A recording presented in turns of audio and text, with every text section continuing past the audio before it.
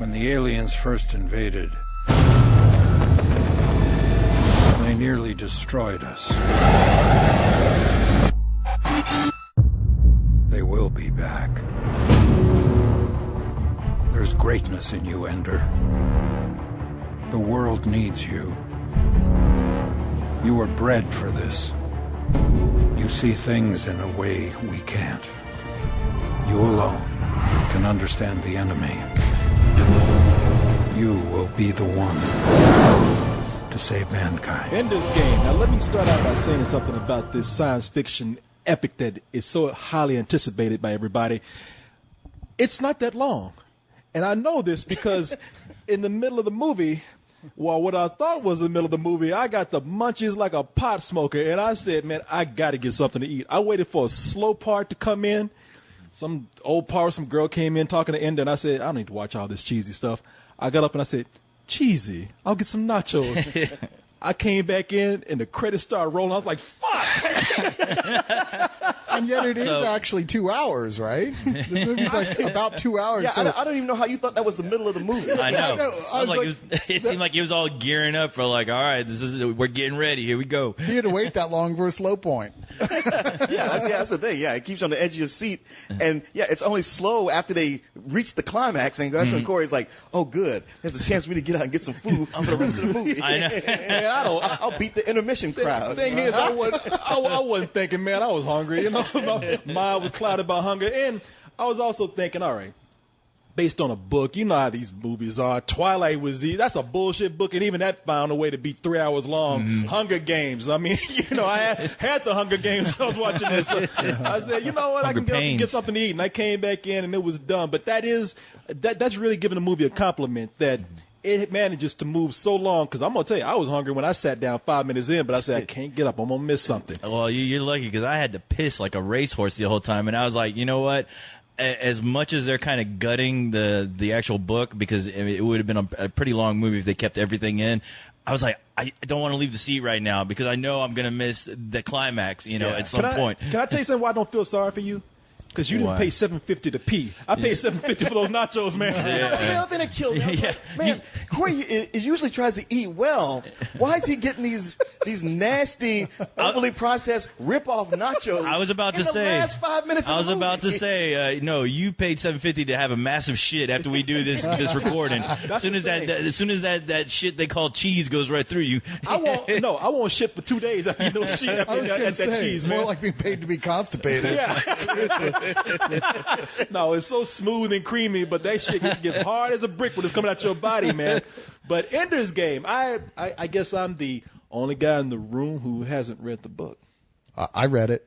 Yeah, I read it too. I read it. All right. Well, that makes you illiterate. Because this dumbass. When I'm the dummy in the room. When I was growing up, this was one of those books that somebody was going to pass to you at some point. You didn't need to discover this shit on your own. Someone was going to go, "Oh, you haven't read that? Well, here, just take my copy." Because that's how I got mine. You have to read. That wasn't the case for me. I was at an airport, and I was just like, man, I was like, what is that? It got space and shit on the cover. All right, I'll take that. I took it in the bathroom, take a shit, and then I looked at the bag. It's like, soon to be a movie. I'm like, well, look at me.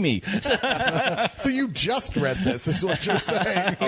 He had just eaten nachos and he read the whole book while he was sitting there. Well, it's funny. Something's going to happen. I had a friend who found the first chapter online. He was just like, and he was texting it to me. He was just copying and just texting me parts, texting parts, texting. I was like, well, where's the rest? He's like, oh, you got to go buy it now. You got to get your own. But I had to at that point. I think about that time somebody was just handing me green eggs and ham. So, I'll get around to it eventually. I got to. That kid you had locked in your cellar? Gradual, get to the point of reading it. But man, somewhere Orson's got Card is pissed. He's like, God, Corey, what are you, gay? That's the thing, man. Too many people trying to hand me a basketball when I was coming up and said, books, put that shit down. To make sure you get a career in some white women when you get older. But no, no, this book, see, y'all talking about I'm the dummy in the room, but y'all need me. Y'all need me for this review right here. Do we? Yeah, you do. Are you sure about that? You need that perspective from somebody who has not read the book. Oh, okay. You keep telling yourself that. That's great. Yeah. I ain't gonna pop your bubble. You can be the voice of most of America. I haven't read it in The 20 dumb part. I haven't read it in 20 years, so I come in south. It's been a good 10 years since I read it. Yeah. So, Well, you so we know- don't need you. So bye, Corey. Oh, okay. See, y'all need me. I'm gonna stay right here until I have to shit that nachos up. But you know, the thing about this movie is that's one of the reasons why I think I got up and left, and that's one of the reasons why I have some small problems with the film. But we'll get into that in a little bit. But I don't know what was missing from the story, since I obviously hadn't read it. But what I saw, they managed to streamline it, I think, pretty much, I thought pretty so, well. too. I mean, there's so many things where, like, it's taken so long for them to finally make a movie of this book. Like, I guess people have tried, or it's been out there, and they just couldn't do it, fell apart for whatever reason. And my fear going into this is, like, so often with adaptation, they'll focus on something and you go like, that's not that important. Get off that. And other things they'll cut. You're like, oh, come on, that's not in there. And for me with this, I thought they made all the right decisions. Or even worse, they'll do the thing where they'll like just kind of reference something enough that's a bigger part of the book to make you in the movie go, well, why even bring it up in here if you're never going to make it mean anything in the context of this film? And I felt they managed to sidestep that thing especially. And the parts that were cut out, like as near as I can tell from my memory, were not vital to the core story here. They managed to include everything that was actually important, and even with someone who knows what you know what's going to happen, you know what the big twist coming at the end is. When it happens, the movie manages to build you to a point emotionally that you're still not ready for it. Yeah. I thought that at least what they cut out. I mean, even reading the book, I was like, I was going, wow, when I was done with it, I really didn't know how they were going to make it into a movie where everyone can follow it and just, get it. I was like, okay, this is going to be one of those movies where when the end comes up, I don't know if, people are going to either get into it or not. Well, for those who are like me, Sure. the dumb Americans, as Leon so insulted you all just then. This is.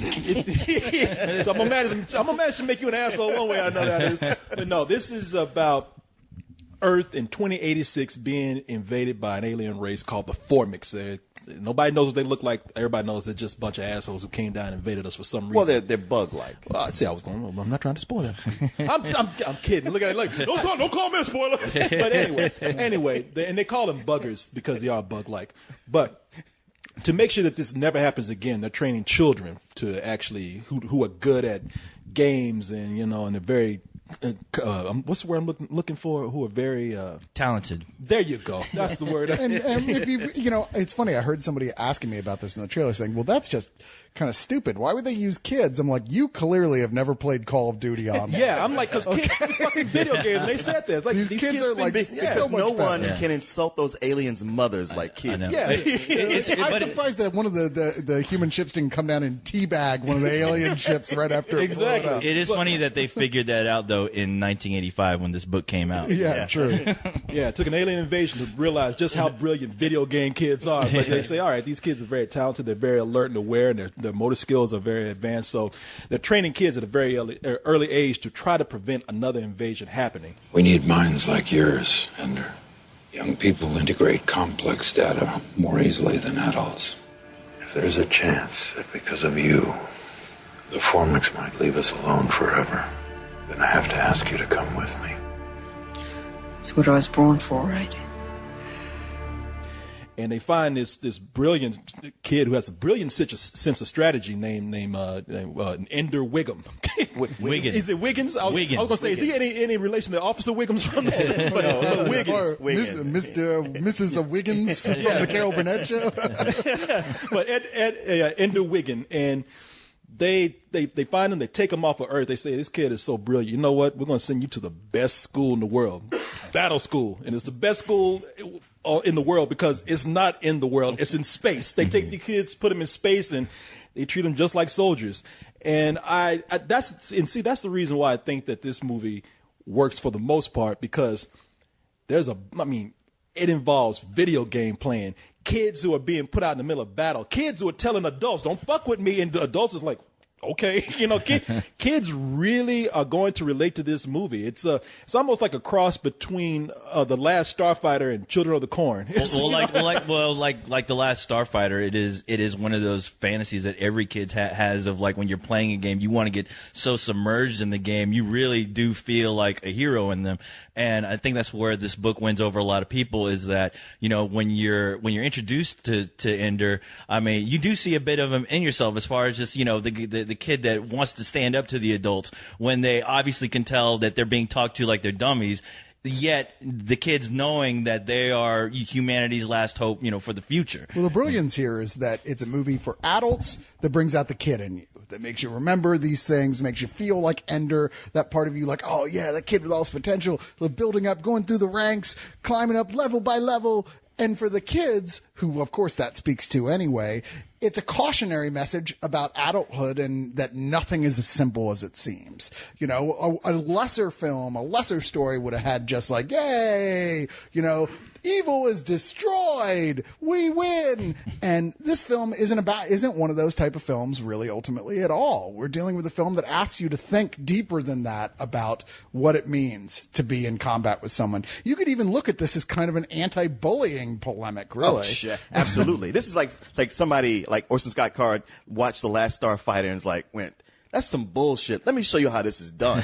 And the thing about Ender is that he's like a small, almost a weak little kid, who's getting constantly bullied, not just by the other students, but, he's got Harrison Ford as Major Graff, who's kind of Colonel Graff. Yeah, Colonel Graff, who's address him properly. Who's running him, and you're like, wait, is this guy my friend or not? Because he seems friendly, but puts him in these situations to make everybody hate him, just to toughen him up. But he gets him in all kinds of things. It was like, man, what are y'all doing to me? It's it's like, man, you can't trust the bullies. You can't trust the adults either, because you don't know what their agenda is. Well, that's why it's so cool, because you have the authority figures here.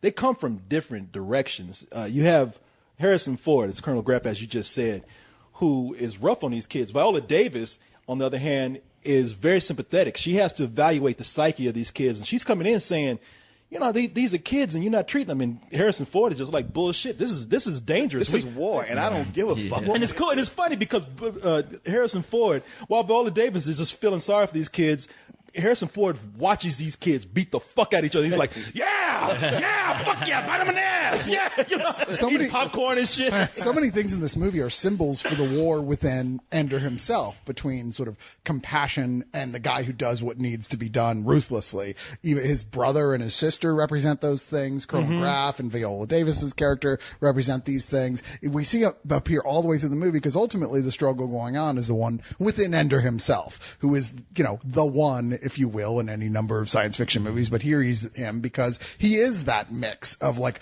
being able to like ruthlessly win a battle, to go exactly right for the enemy's throat, but understanding and having empathy for the very people he's trying to kill. What's the quote they start the film with that they repeat later on, where he's saying like, you with your enemy, at the moment you totally understand him, you love him, and then later he's like, and then you destroy him utterly. He's sort of like the preteen Walter White. He's the one who knocks. But I don't know. But as far as speaking about Harrison Ford, this is the first movie in a long while where I was like, wow, this guy isn't just phoning it in this time. I know, right? He's not just like fucking barking his way through the entire movie, not having any kind of emotion to anyone who he's acting with. And I thought him and Ender actually had some great chemistry a lot through this movie. I just wish there was more of it, honestly. Yeah, and that's another thing about the movie, is that there's great dramatic moments in the film. I mean, but your adults are great. Like I said, Harrison Ford is good, and Viola Davis is, what is she? Major Gwen Anderson, is that her name in the movie? Yeah, I didn't catch it. Sure, we'll take that. But the kid that plays Asa Ender in the movie, Asa Butterfield, I sound like he should own a bakery or something. But he captures that complexity that you're talking about, the Absolutely. inner turmoil within this kid. He's already got a brother that he says he knows his brother's crazy. His brother, this program that he's in, his brother was kicked out because his brother's too violent. His sister's kicked out because she's too sympathetic. Everybody's looking at him like, okay, pressure's on you, don't fuck it up. And he has to find that right balance to be aggressive, but not to the point where he's too sympathetic, and not to the point where he's almost like a total sociopath, like his brother. And it's that performance of Butterfield that's the linchpin that makes this film work. I feel more than anything here. That kid who we saw in what was the Martin's Hugo, where he was amazing in that. Here he's even better, and he pulls together this material by sheer force of will. It seems like at points. Well, it's like, because like if he you, is Ender. if you the movie would have fell apart if you don't believe he's really feeling all these things, if you don't believe he's as conflicted as he is, if you don't believe he's as brilliant as he is, this film wouldn't work. And Asa Butterfield sells it to you where you have no doubt that he is Ender. And just watching him actually have some chemistry with the other kids, because that's the thing about the book, is that when you're reading the book, you really do explore a lot of these characters that Ender comes into contact with, and that's where it gets into the whole psychology of the book of how he's dealing with these people who are eventually going to be at some point under his command, if things work out. And the fact that they actually made the chemistry work between a lot of the kids, even though it's not all there, but just enough to where, you can believe that these kids aren't just empty faces, they all have some part in this. And you can only hope that if, throughout, if they continue to do more, they'll keep building on this chemistry between these kids. In a lesser movie, you wouldn't have really known these kids. And yet you follow them all the way through, and you get a sense of who they are. And they don't really show you all that much, but it's just enough to where, like, if something happened to him, you'd be like, oh, man, like that guy. Kids, one of the things that I think we want to do, that people have been shying from in movies is, look, kids are dicks, man. I know how I was as a kid, and I know how other kids don't project you on everybody. He was the one getting beaten up. He was I wasn't getting beaten up because he was shooting his mouth off. And I had no strategy. Like Ender, I was not brilliant. My strategy was help or run. And but this movie. Now, when I say brutal, it's not Hunger Games or anything like that, but it does just show how cruel kids are to each other. And I like that they don't shy away from putting these kids in an environment where they are encouraged to be cruel to each other. You got one guy just watching it, making it happen so that they can kind of weed things out because they're in a desperate situation. I like that. What it does is it adds, as I said, a lot of dramatic moments to the movie, but it has a lot of appeal to kids where they don't feel like they have to pander down or be condescending to kids. Because this is a lot of people argue this is a family film. It's a kind of family film that I like. It's something that adults can go see, and not even recognize that this is a family film.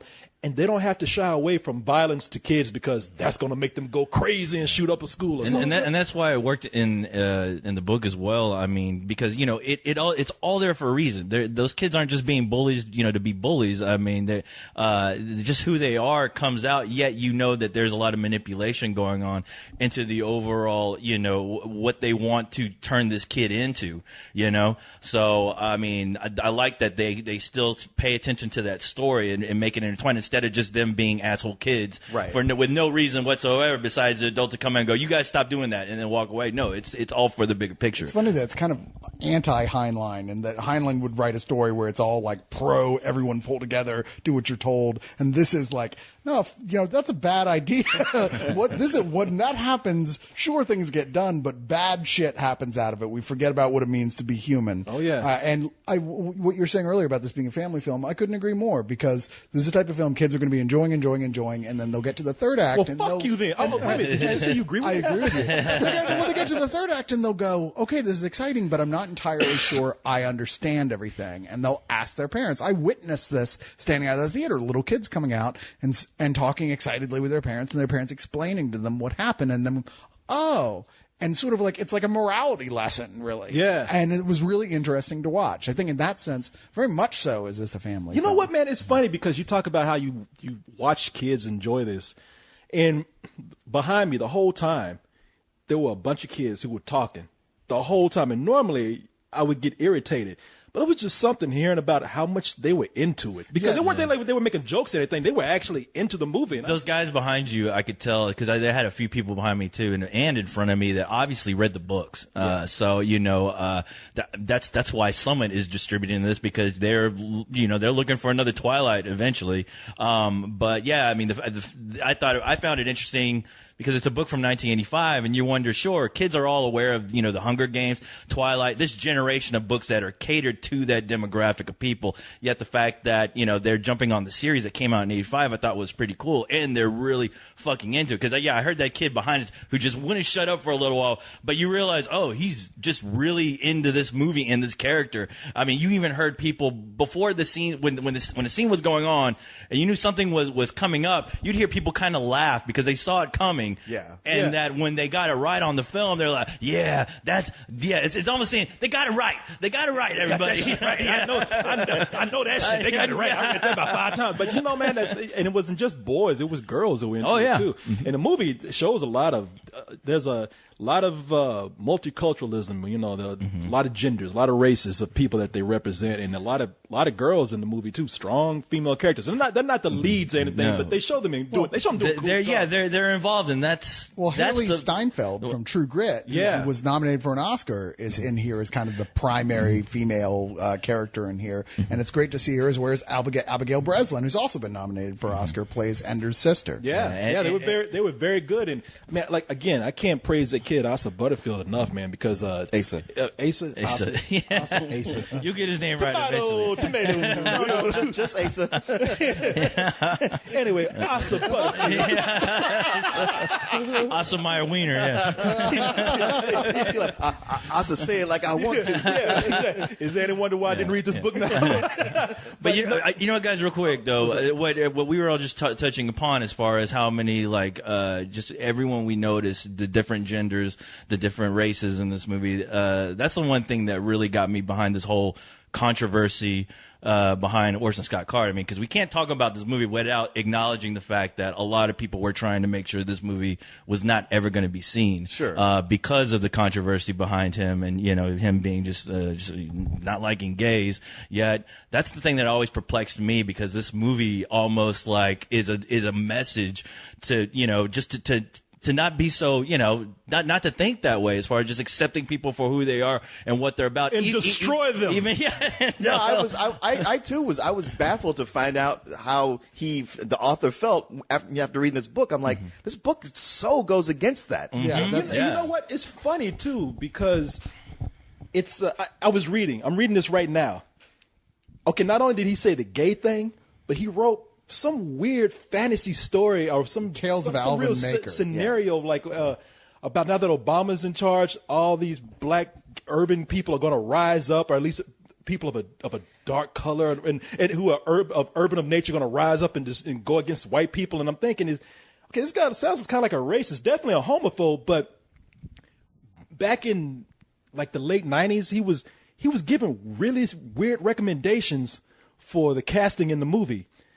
I'm looking here for Harrison. Okay, I'm gonna say he's Harrison Ford's for last. Okay, but Ben Kingsley's in the movie. We're not gonna say what character he plays. Sure. But for Ben Kingsley's character, he wanted either Andre Braugher, black guy. Okay, that's weird that Orson Scott Card feels it, but all right, he wanted Andre Braugher, or he wanted Will Smith. Yeah. Okay. For the role. Now for the role of in Harrison Ford's role, he wanted either Janine Garofalo or Rosie O'Donnell. Seriously? He wanted it to be he wanted to be a woman, and he wanted to be sort of comedic. And he wanted Rosie O'Donnell, of all people, to come in and do that. Wow, that's a good thing he wasn't involved really in any way in the making of this film. Like the way people can be racist is weird. Because I can tell you, before I heard about any of this, I met him at Comic-Con. I went over with my copy of Ender's Game to get him to sign it. And we said, "Get away from me, nigga." No, he was like the sweetest guy I met that whole weekend. Until you walked away. Maybe so, but I was like, "Hey, you mind signing?" He said, "Why don't you come take a picture with me?" Had me come around his table, gave me a big hug, and thanked me for buying the book. I was like, "Oh man, that guy's all right." I came back like, "Man, I met Orson Scott Card. He was the sweetest." It'd be funny if he came back later and saw that picture on the table and it had like a big afro through it, a bone through. Like the signature is the Sambo that he's drawn. He put that on his Facebook. One of my dumb fans. One of my dumb Sambo fans. That's why I kept thinking, reading this book. I didn't know anything about this guy until I finished the book, and then I discovered all his craziness. But I kept thinking, wow, something must have happened happened to this guy because it's in Ender, this turmoil that he's having as the character. I kept thinking maybe this is an extension of himself, yet something happened to him at some point that just blew all those theories and ideas away of treating people equally. I don't know. Maybe he got beat up by a gang of gay guys. That's what I keep thinking too. I was like, they get robbed and then suddenly they completely change. He went to jail and was raped by a big black man. That's probably exactly what happened. But you know, the weird thing, he's a weird guy, and even recently he said in response to all this, is like, look, you guys won. What the fuck do you care what I think? He's got a good point. He came out and said, look, you won. It's over. The argument is over. Like, gays are equal. You got marriage. You got everything you want. So why are you even asking me anymore? My point of view is completely moot. And you're like, okay. All right, fellas, leave him alone. Is that a video? Look, I'm marrying a black guy right now. Right? Come on. You won. That's the only way you can atone for his sins. Ultimately, none of that has anything to do with this book and this story. It doesn't even vaguely. You can't even interpret it as part of the story. Like there's a hidden homophobic message. No. Oh, no. That's not at Almost all. the opposite. I think is it complete opposite. is. I think Ender is secretly gay, and he's not struggling with the violence he inflicts, but with the inner feelings that he has. Corey, this you're projecting again. Yeah. and you didn't even read the fucking book. I really understood Ender. You know, I related to that guy. Yeah. I just read the Wikipedia page and I figured it out. That Asa Ender kid, I like him, man. No, you know, We've been saying so many good things about this, but I think it's important to at least acknowledge that this isn't a perfect adaptation of the book. Well, I'm curious to hear what your complaints are. I was really with this pretty much 100% until we got to the movement into the third act, which is a little awkward. Mm-hmm. It's a lot rushed, especially the inclusion of the character Ben Kingsley. Mm-hmm. Thought it's like really, okay, now here's this character. Okay, that's it. You're supposed to have more of a feeling for who he is than the movie gives you time to really realize. There's a lot of sudden just giving you background information we didn't have before to cast a different light on information, and it moves real fast into the big final explosive climax. Mm-hmm. And if it wasn't for the sheer quality of the special effects, which are fantastic, Asa Butterfield's performance, and a great wrap-up to the story, I might not have been as moved as I ended up being. Ultimately, it doesn't damage the film that much, but it does handicap it somewhat. When that third act was going on, I was a little disappointed how much they really, I mean, they, like I said, they pretty much stripped it down to the bare bones, where that whole thing of Ender, you know, training his new guys, you know, his team, in the book, there was so much dynamic to that. There was so much struggle for this team. Like, you're rooting for these guys from the get-go to get to the ultimate, you know, graduation day. And so much comes out of these characters, and especially Ender, that when I was watching the ending, I was like, okay, it's not there at all, honestly.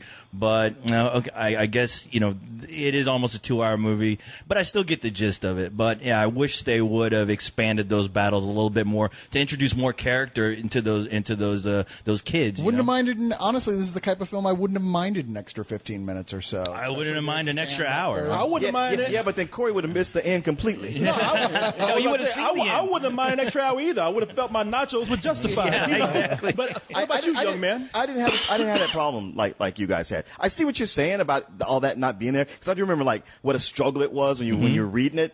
But I thought they touched on it enough, and it's that late in the game where I'm like, look, you're taking a chance on losing people, and they're getting it across enough. Matter of fact, I had it had been long enough that I'd forgotten about what happens toward the end, that character coming in. Mm-hmm. So for me, it was all fresh again, like, oh yeah. And I dug it like I was just seeing it for the first time. Mm-hmm. And if anything, it was something that the movie improved on over the book was the emotional content of the ending. I mean, in the book, I was like, oh wow, that was deep. In the movie, I really felt it. Like, well, in the very end, I agree with you. Like the whole last, almost an epilogue of the film. Yeah, they really give you the gut punch on how, like, what. Yeah, you see, we can't even talk. I know about we can't talk about specifics, it, but well, that part works. It's mainly the transition from the second act to the third act and how they really get that third act started that I had a lot of difficulty. I know, because honestly, when it got to that point, I was worried. I was like, all right, I know this has to come up, and I know how I felt about reading it. But I know this is a movie, and it's for a general audience, and this movie has to make its money back. And it could please me, but it could also start to bore other people and have them going like, yeah, I was with it, but it's just a little too long. So I applaud the decision that was made. Well, again, not me having read the book. I see what you're saying, and I felt something else at the beginning. The middle part was pretty great. The beginning, there was a lot of narration going on.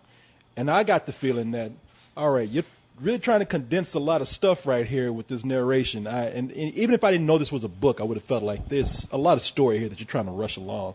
And I did feel like the end was also kind of rushed. I felt like they got to a point where they said, okay, we got to get this thing. Because I have to disagree with you about that whole, if they expanded it more, if it would have been boring, because like I said, watching that middle part, the whole fun of watching that middle part and the excitement of these kids working together, that carries on through the third act. It really does. See, I didn't get that. Yeah. I felt like that's it. I felt like there should have been more for all the training that these kids had gone through. There should have been more teamwork being done there. Well, if you read the book, it's there. Now you know good and well. When the coloring book comes out, I'm going to get it for you, hopefully. It's already out. He ain't going to read that either. Yeah, exactly. When's the video game coming out? But you know what? I know this movie is very good. It's a great effort there. Gavin Hood, somebody who, after coming off of Wolverine, I can't believe it's the same guy that directed. And you know what? Shitty Wolverine we were movie. all afraid this was going to be X-Men Origins Ender for sure. And you know what? I heard an interview with Gavin Hood on IGN. He was talking about how now he might be lying at this point. Yeah, man, they made me make that bad movie. Shit, it had been up to me, you would have had a genius film. But he was saying that it is one of those things where the script was he had pages of a script being handed to him at the last minute for shooting. Well, at the credits, I noticed he had written the script for Ender's Game, and I'm like, you know what? Maybe Origins suffered from too many damn writers, actually, with trying a to chip in. whole movie like that and a director you never heard of, the studio's gonna be the bully. He's definitely got a lot more confidence in this. And I forgot the first movie that he did, which was a drama. I mean, Totsi? Totsi. Shotzi. Yeah, he's Shotzi. Hey, Is that the spinoff from Happy Days? No. yeah, no, it's Patsy, come on. No, you can see his directing skills in that, and they translate well here. If the movie suffers from anything, it's from just trying to condense a lot of material that even someone like me can tell. But I think it's a very well made film. And I'm gonna give it a high matinee. I want to give it full price, but I do feel the points where it's kind of just not able to like fit all that story in there. Oh, okay. But you know what, the emotion is what carries it. If you want to see it, just to see how these kids struggle with the consequences of the violence they themselves inflict upon each other and everywhere else, I think that was handled really amazing in the film while it lasts. So. Okay. Well, while I acknowledge these things that you guys saw as flaws, they either weren't flaws to me or weren't even enough for me to like even be a wrinkle, because I could just see like what had to go into it. I'm amazed. This movie took so long to get made, and now seeing how effortlessly he made it look. I'm surprised it took so long. It was another a lot of people were claiming it to be another unfilmable book. Right. Period. It was unfilmable. And reading it, I thought, yeah, it probably is. And it's like, no, clearly not. Gavin Hood knew how to do it and do it correctly. And I'm amazed to like see such a good science fiction movie. We have so many that got dumped out this year. And, like a B- is probably like the best of them any of them has been. And this is one of my favorite movies I've seen so far this year. I give it an enthusiastic full price. It's weird. Well, I understand everything you're saying, Corey, and I agree with a lot of it. It's like saying, if the worst thing I can think of to say about this film is I wish there was more of it.